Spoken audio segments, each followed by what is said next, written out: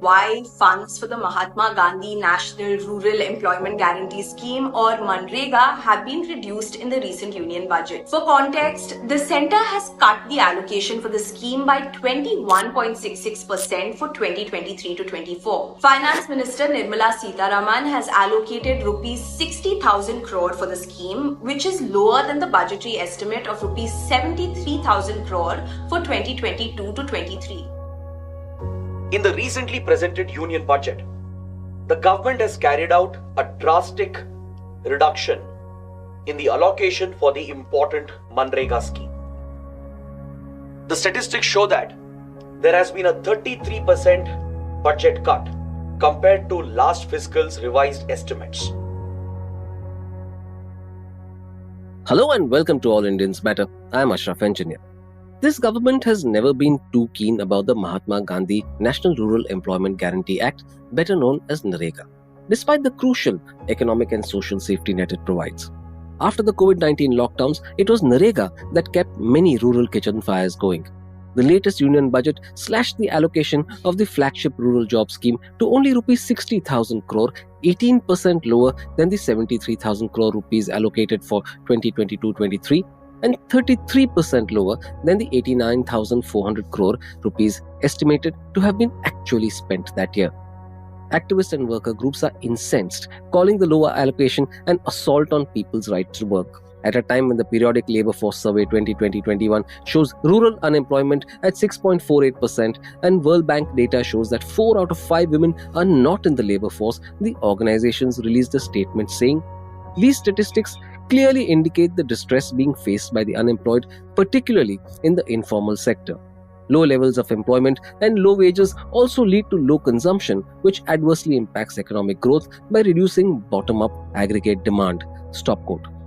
What impact will the slashing of the NREGA allocation have on rural families and the overall economy, especially when a slowdown is in the offing? All Indians Matter. The NREGA Sangharsh Morcha and People's Action for Employment Guarantee said that the allocation was a travesty. They pointed out that it is a mere 0.198% of the GDP, the lowest share ever. In response, they announced a 100-day protest in Delhi from February 6. The statement added that with the estimated pending liabilities, only 50,600 crore rupees would remain, which would allow for only 16.64 days of work per active household instead of the promised 100 days. If the government were to consider all 16 crore registered households, the days would further reduce to just 10. Most people, especially in urban areas, simply don't understand how critical NREGA is to rural India. The protesting organizations pointed out that it had a palpable impact despite the program functioning at only half its capacity, that is, only 40 to 50 days of work provided per active family over the past 5 years. A recent study showed that 20% to 60% of households in Bihar, Karnataka, Madhya Pradesh and Maharashtra felt that NREGA contributed to overall development of the village, and not having to migrate was frequently mentioned as a positive aspect of the scheme. The organizations added, the current regime continues to shrink workers' rights in the form of delayed wage payments, excessive digitization and centralization of the program, as well as changes introduced with no worker consultation. Stop quote. The activists said the allocation should have been rupees 2.72 lakh crore. Facing the heat, the government said the scheme is demand-driven and more funds will be provided if needed. However, a lower allocation means that when demand happens, the money isn't available immediately and fresh allocations take time. By the time they are made available, the workers have given up and the purpose of the scheme is defeated. The reduced allocation comes at a time when rural India is facing high unemployment rates coupled with high inflation. This has shrunk spending and consumption by rural households. The recent economic survey showed that 6.49 crore households demanded work under NREGA in 2022-23. Of these, 6.48 crore were offered employment and 5.7 crore actually availed it. The survey credited NREGA with positively impacting incomes, agricultural productivity and production-related expenditure, along with income diversification and infusing resilience into rural livelihoods. So how important is NREGA to rural India? The Act was passed in 2005 to provide livelihood security to rural homes. It guarantees 100 days of unskilled work every year for every rural household that demands it. It covers every district except for those with a 100% urban population. When I last checked, there were 15.51 crore active workers enrolled for NREGA working in areas such as road building, construction, digging ponds, etc. If work is not provided within 15 days of the demand, the worker is given a daily allowance. Wages have to be paid within 15 days and the center must compensate workers in case of delays. During the COVID-19 pandemic, NREGA was all that stood between survival and starvation for millions. During the first lockdown in 2020, the scheme got its highest ever allocation of Rs 1.11 lakh crore, providing a lifeline to 11 crore workers. Remember, the scheme has a multiplier effect, so each worker lands up supporting his or her entire family. Studies have shown that the scheme compensated between 20 to 80% of the income lost during the lockdown. The demand for work spiked to record highs with 8.55 crore households participating in 2020-21 and 8.05 crore in 2021-22. In 2019-20, the pre-pandemic year, 6.16 crore households demanded work.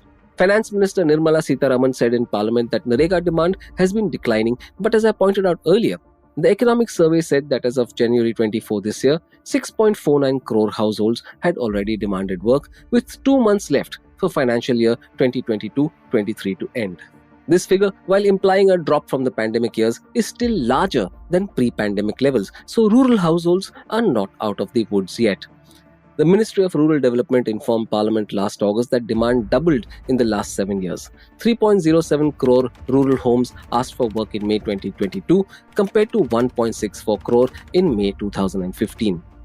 Last year, the Parliamentary Standing Committee on Rural Development wondered why the government keeps reducing the allocation and then supplying more funds because the demand is so high.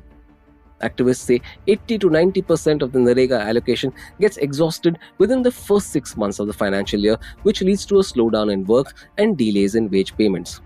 Wage payment delays in particular are a major hurdle. According to government data, it owed Rs 4,700 crore in NREGA wages to 18 states as of December 14, 2022. In 2016, the Supreme Court had directed the government to ensure that wages were paid on time, equating the workers' interminable wait to forced labour. Additionally, the government also owed 5,450 crore rupees worth of material costs for NREGA projects to 19 states.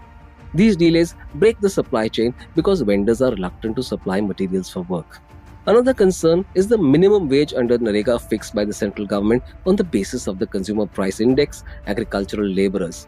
The type of work done by agricultural labourers and NREGA workers is different, so the minimum wage should be pegged on the Consumer Price Index rural, which provides for higher expenditure on education and medical care. Fake job cards, corruption, delays in uploading muster rolls and irregular payment of unemployment allowance are the other hurdles. NREGA, a lifesaver for millions, seems to need rescuing itself.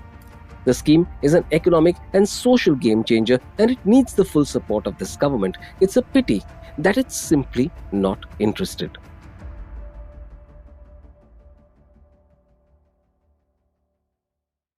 Thank you all for listening. Please visit allindiansmatter.in, that's ALLINDIANSMATTER.in for more columns and audio podcasts. You can follow me on Twitter at Ashraf Engineer, that's ASHRAFENGINER, and All Indians Count, that's ALLINDIANSCOUNT. Search for the All Indians Matter page on Facebook. On Instagram, the handle is All Indians Matter. Email me at editor@allindiansmatter.in. Catch you again soon.